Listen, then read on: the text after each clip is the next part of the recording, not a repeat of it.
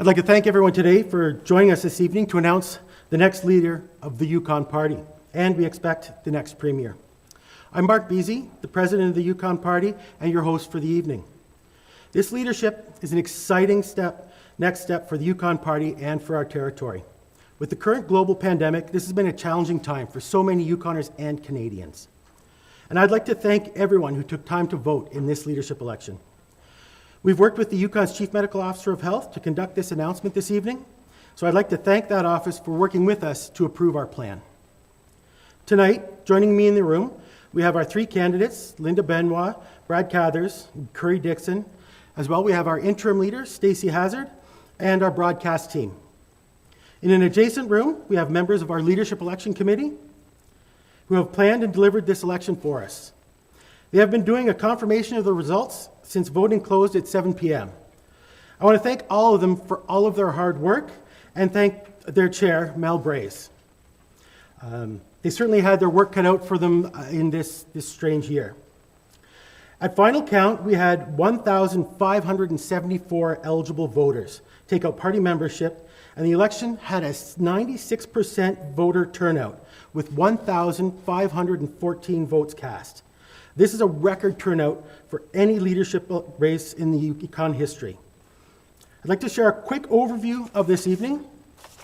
After I've completed my remarks, I'll be inviting our interim leader, Stacey Hazard, to say a few words on his last day as leader of the Yukon Party. After that, Mel will deliver me the final tally, and I'll then announce the election results. At that time, we will hear from the new leader of the Yukon Party. But first, I'd like to share a bit of the election process with everyone. We will be announcing the ballot results and vote totals. If no candidate achieves 50% plus one on the first ballot, the lowest candidate is dropped, and that candidate's votes are transferred to their voters' second-ranked candidate. This was the first leadership election conducted by the Yukon Party with online voting. Planning for online voting in a leadership election began a couple of years ago, and this has proven to be fortunate under the current conditions. I think it shows that with the right planning, the right precautions, and the right tools, Yukoners have an interest in seeing their democracy at work. So now I'd like to invite up our outgoing interim leader, Stacey Hazard, MLA for Pelly-Nesutlan.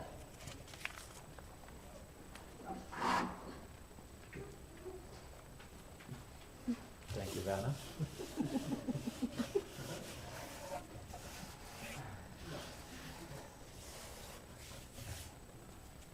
Thank you. Thanks, Mark. Thanks, everyone. And thank everyone at home that's tuned in tonight. It's great to be here in these unusual circumstances, but here we are. So obviously today's a happy day for me, as I took on this role about 44 months ago on a short-term basis. But it's been great. Really enjoyed it. So, thank the party for giving me the opportunity and allowing me to stay on. Thank my family for putting up with it, and the team. It's been a remarkable team. Sorry. I know I said I was happy. It's happy tears, man. No, the team of elected officials has been just incredible to work with, and the staff have been great, and it's just been a really interesting time, and certainly have learned a lot. Like I said, the elected members of the team have been great to work with, and I've learned so much from them, and I appreciate that immensely, and I can never say enough. When we became the official opposition back in 2016, every MLA really stepped up to the plate. Really took the job serious, and has worked so hard, and I'm so proud of all of them.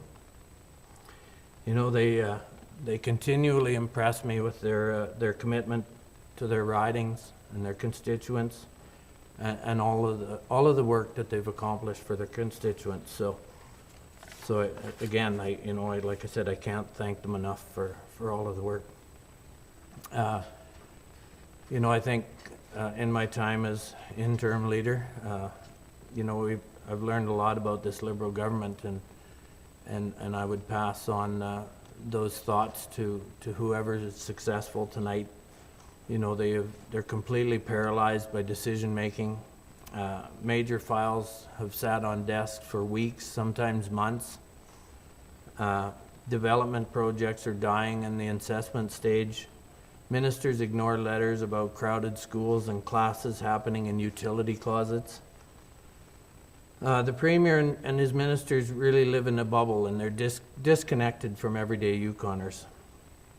They've accomplished little beyond a growing list of broken election promises. And any issue that comes along gets bogged down with review after review. And that is because there is no leadership.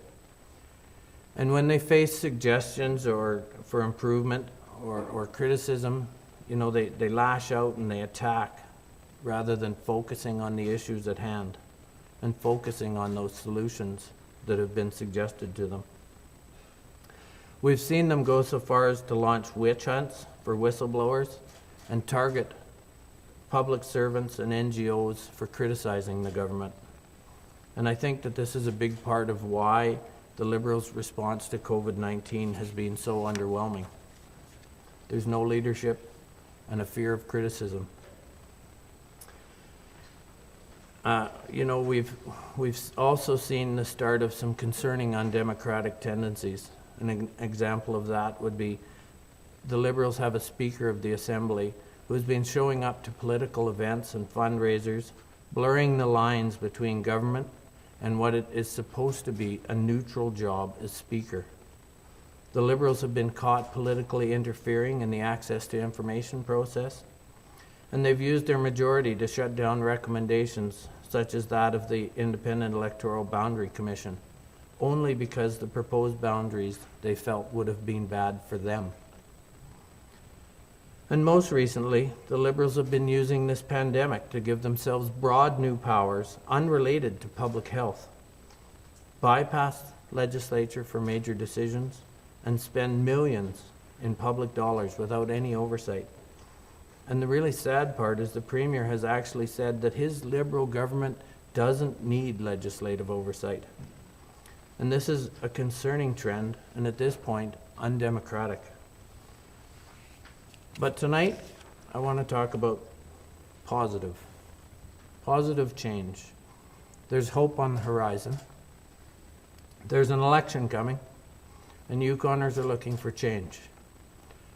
Our membership numbers have skyrocketed by over 700% in the last year. We now have a record number of members for any leadership contest in Yukon history. Donations are pouring in, and people are already contacting the party asking how they can run in the next election. And tonight, obviously, we will have a new leader, and people are excited, and you can feel the excitement. On the first weekend, the long weekend of May, we had over 60% of the membership show up to vote. And that's a long weekend under this pandemic. So that's very impressive.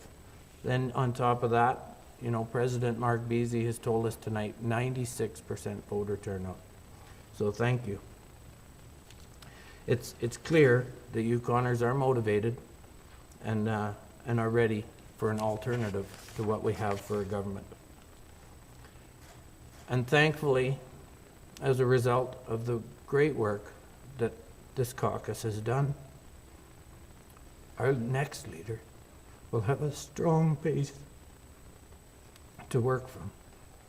And I look forward to working with the next leader and continuing to play a part in working towards getting the Yukon Party re-elected.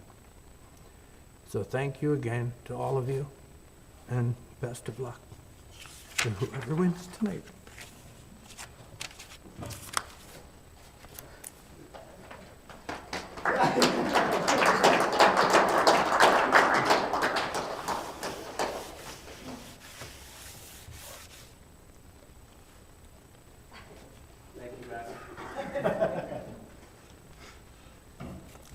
Thank you, Stacey. Thank you for all your hard work in taking on this role for the party, this short-term role.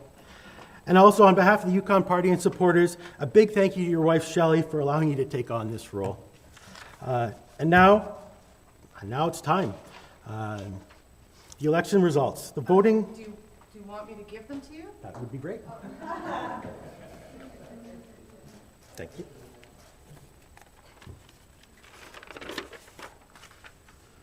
Now I can fill in the blanks. The voting in this case did go to 2 rounds. In the first round, we had Linda with 160 votes, Brad with 637, and Curry with 694. For the second round of counting, the third place candidates' votes were redistributed, and the final voting, after the second round of counting, our second place candidate took 682 votes, and our winner and new leader of the Yukon Party with 752 votes is Curry Dixon. Come on up, Curry. Excuse me.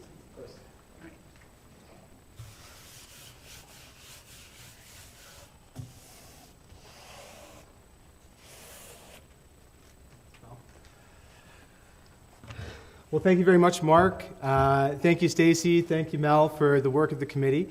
And thank you to everyone tuning in from around the territory and from outside the territory who have taken the time out of their Saturday night to be with us here virtually in this leadership announcement. Let me begin by offering a sincere and heartfelt thank you to the membership of the Yukon Party for trusting me to take on this role as your leader. It is a tremendous honor to be selected, and I humbly accept this role with gratitude. It's an incredible opportunity and a profound responsibility. There are very high expectations of our party and very high expectations of our leader. And it is now my job and my responsibility to live up to those expectations. My aim is to serve all Yukoners well and lead with integrity. Now, let me say a few words about the 2 people with whom I had the privilege of having my name stand alongside on the leadership ballot this election, Brad Cathers and Linda Benoit. To both of you, thank you. Thank you for putting your names forward. Thank you for your work in growing the Yukon Party to the record size that it is today. Through your efforts, your time, and your energy, you have helped establish a strong foundation from which the Yukon Party can now work towards winning the next election. I am proud to call both Linda and Brad friends, and I look forward to meeting with both of you to chat about, to begin to chart out a path to victory in the next election. To your friends, families, teams, and supporters, thank you. Thank you so much for your contributions. You should be proud of the job you've done and what we have all accomplished. I know that I have a lot of work to do to gain your trust and your support, and I look forward to reaching out in the coming weeks and months to explore how I can do that. The Yukon Party is a big tent with room for a variety of perspectives. I know that by coming together around our shared values, we can create a movement that will bring down the Liberal governments that have failed us both in Ottawa and here at home.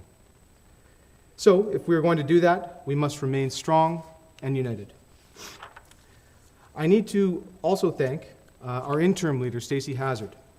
Both our party and indeed the entire Yukon have been incredibly well served by Stacey in his role as interim leader of the Yukon Party and leader of the official opposition for Yukon over the past 3.5 years.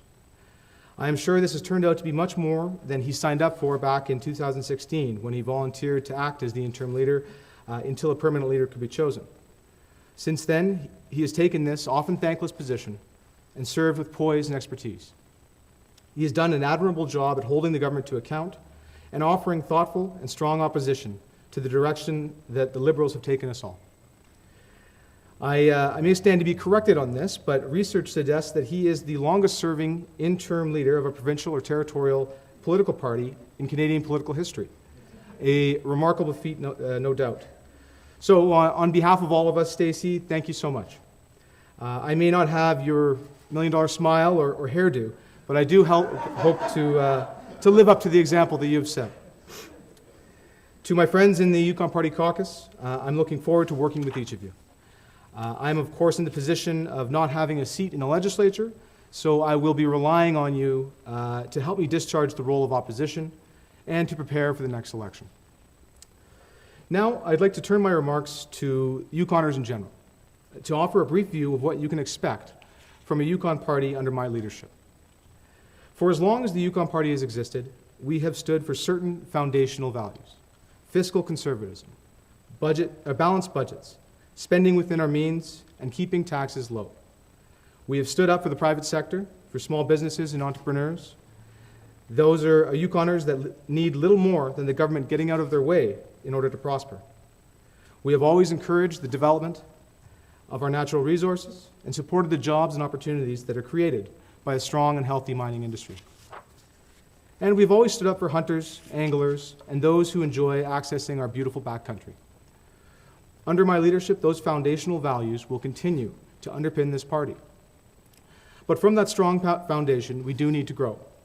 I know that you all understand how imperative it is that we defeat the current Liberal government in this coming election.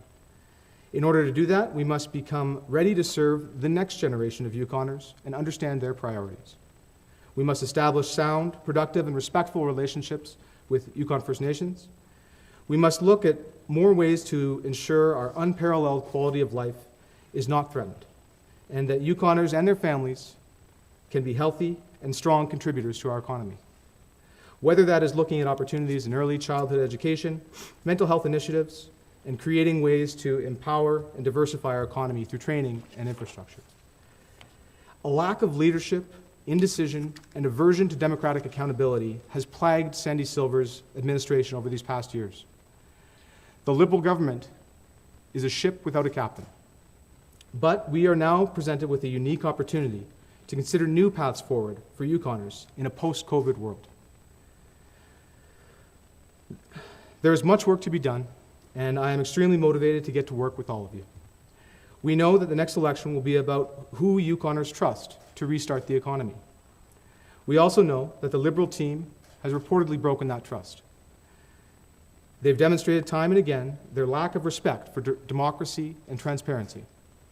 In less than one term in government, they have voted down the Independent Electoral Boundary Commission changes, amounting to little more than gerrymandering electoral boundaries for their own political gain, botched the electoral reform process with their flawed commission. They've broken their promise to establish a fixed election date. And now they won't even reconvene the legislature to answer basic questions about their response to this global crisis. Sandy Silver was even so bold to tell Yukoners that his Liberal government does not need legislative oversight for their actions. All Canadians have a democratic right to legislative oversight on the decisions of their government. This is a grave abuse of power by the Liberals. Yukoners' trust has been broken. I am willing to put in the work to begin to repair it, and I will need all of you and all of your help to do so. That leads me to one last thing. My greatest sources of support and teamwork throughout this leadership run and always. My family. To my parents, Dawn and Linda, my sisters, my wife Brittany, and our children. Words are not enough. You have given me so much. Thank you for your ongoing love and support. To my friends and team, for their unwavering commitment throughout this race, thank you so much. I recognize the sacrifice I'm asking of all of you as we move forward into even busier times. You are why we are here today and how we will win the next election. I am sincere when I say I look forward to speaking with you, developing a strong platform together, and leading this party into a more vibrant, inclusive, and creative evolution of itself while remaining rooted in our foundational values as Yukoners. Thanks again to all of you. Let's get to work. Good night.